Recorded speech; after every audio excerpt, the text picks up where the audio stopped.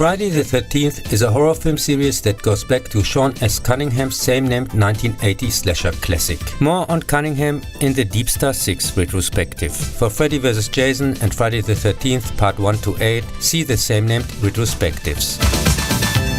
Walk down this road when the road gets rough. 1993, Jason goes in Adam Marcus' same-named directorial debut to hell. In the final Friday, Jason is successfully killed by the FBI. However, he manages to survive by possessing people or something like that. There's only one person who knows, bounty hunter Creighton Duke, who the so-called script aka infantile fanfiction by the so-called director who co-wrote the story pulls right out of its ass, and who is supposed to be foisted on us the whole time as the great Jason expert aka arch enemy, as if Tommy Jarvis had never existed, since he's still alive, but wasn't allowed to appear because New Line didn't own the rights to Tommy or the Friday the 13th title at the time, which is why the movie is called Jason whatsoever, as those were still lying around at Paramount. The Duke of Crystal Lake, the Duke of New York, was obviously busy, aka Prison Explanator 5000. He spends over an hour there, tells our protagonist Steven and breaks for the information for no reason at all some of his fingers that Jason can now put himself into anybody by entering his victim's mouth as a worm. Oh, so he has also seen Jack Shoulder's modern sci-fi horror classic The Hidden from 1987. However, he can only get his own body back to be seen in the mirror if he occupies a family member. At least that's what it said in a fortune cookie on the subject. And according to this week's horoscope, he can only be killed by a family member with a special magical object. The Kandarian dagger from Evil Dead 2? Probably read in the Necronomicon Ex Mortis, which is also lying around there. Furthermore, it was clear from the last reading of the tea leaves that the only people who come into question for this are his alleged sister and her daughter, who herself has a little baby girl from Steven/her ex, and who are also sneaking around. Oops, not anymore. So just the daughter and the child. Don't know what's wrong. I do know what's right.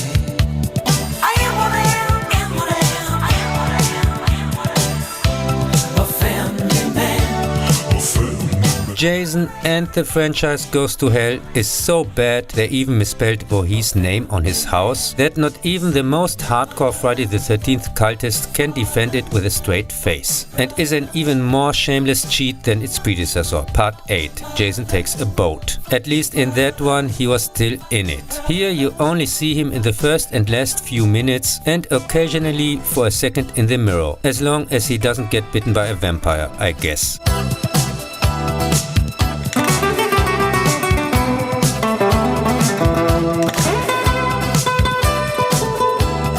The Abomination got stacked through the heart by critics and is quite rightly in the last place with the audience, with me not even on the list. And at costs of $3 million, it only made $16 million in the US, so slightly more than its least profitable predecessor. Shortly before the end of filming, Marcus was due to a dispute replaced by Cunningham, who finished the thing himself with a lot of reshoots because he was dissatisfied with the original cut. What? Was it even worse? How the hell is that possible? In the final, Jason uses his sister's dead body to be reborn. It's been lying around in the cellar for some time, and he could have been doing this undisturbed for hours instead of chasing his niece, which stabs him with a bullshit dagger and he gets dragged with his mask into purgatory.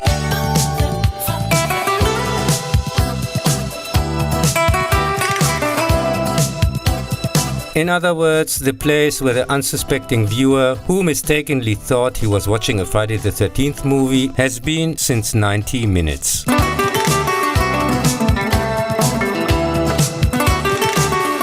In the cheapest scene ever, the mask reappears and Freddy's arm grabs it, laughing at the audience.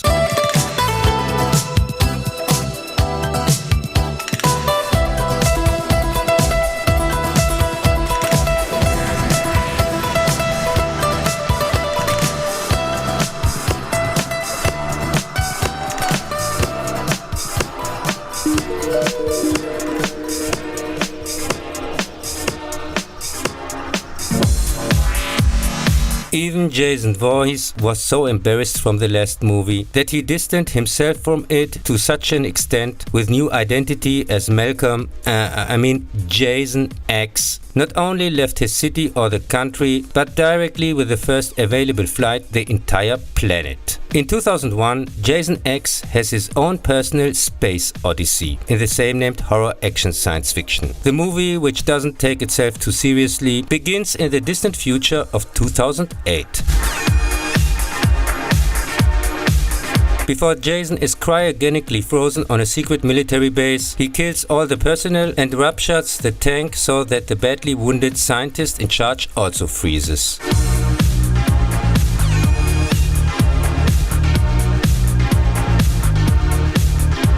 455 years later, Earth has become uninhabitable and humanity has moved to other planets, including one called Earth 2. A scientific team from there, studying the old Earth, finds the two bodies and takes them to their spaceship.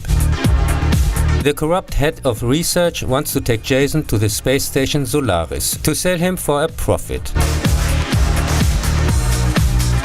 And while the defrosted scientist tries to warn the crew about him, the defrosted Jason naturally starts murdering everyone on board. Jace of Space had the worst luck of any installment upon release and suffered from the loss of its biggest supporter, the production manager who resigned, which meant that the already in 2000 completed movie sat on the shelf for 2 years due to lack of support, before finally being released in the US in 2002. At that time, it had already some releases partially the previous year in some territories like in Spain. Here in Germany, it was shown in 2001 at a festival. The, in my opinion, very entertainingly staged parody received completely undeserved the usual over-the-top bad reviews and couldn't even make its $14 million budget in the US back. Director James Isaac, see also House 3, began his film career as special effects expert. In addition to movies such as Return of the Jedi, Gremlins and Deep Star 6, he also worked on several projects by horror legend David Cronenberg, such as The Fly, which explains his cameo in the opening.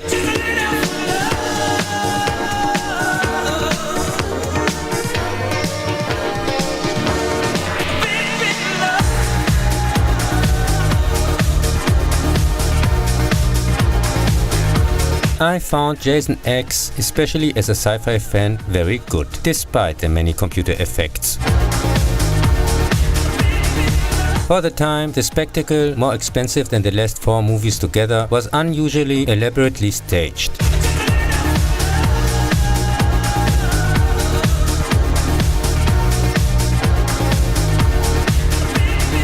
The story is mainly based on Aliens/Aliens and Star Trek TNG. The team of scientists also includes an android, there's a holodeck on the ship, a troop of soldiers is roughed up in the hunt for Jason, and so on. Even if some of the scenes seem after 25 years thanks to the rustic CGI a bit silly, it also has a lot of practical effects that still hold up. I consider it less as a part of the series and more like a cool Outer Limits episode that I still enjoy watching from time to time. In the final, Jason is revived after a deceptive victory by nanotechnology as Uber Jason. However, he can be blown into space by the last survivors and finally burns up when he enters the atmosphere of the second Earth, while his mask falls to the bottom of a lake. In 2009 came under Paramount and New Line Cinema a remake/reboot fudged together of the first 4 parts of the original series by Michael Bay's infamous franchise demolition company Platinum Dunes. See also, among others, the Amityville rehash from 2005 or the horrible Nightmare Abomination from 2010. After witnessing as a child his mother beheaded in self-defense, as in part 1 by the last victim of her murder spree, who claims until the end that he drowned, although we can see he is still alive creeping around in the bushes watching it all, he now follows as an adult in her murderous footsteps, with a bag over his head as in part 2. kills a group of teenage campers at Crystal Lake, and kidnaps Whitney, who kind of resembles his young mother, probably also inspired by the final of part 2. 6 weeks later, we follow her brother, similar to Rob's sister murderer search from part 4, on the time-consuming but eventually successful search for her. At the same time, after he finds his mask as in part 3, another group of teenagers in a vacation cabin get a visit by Jason.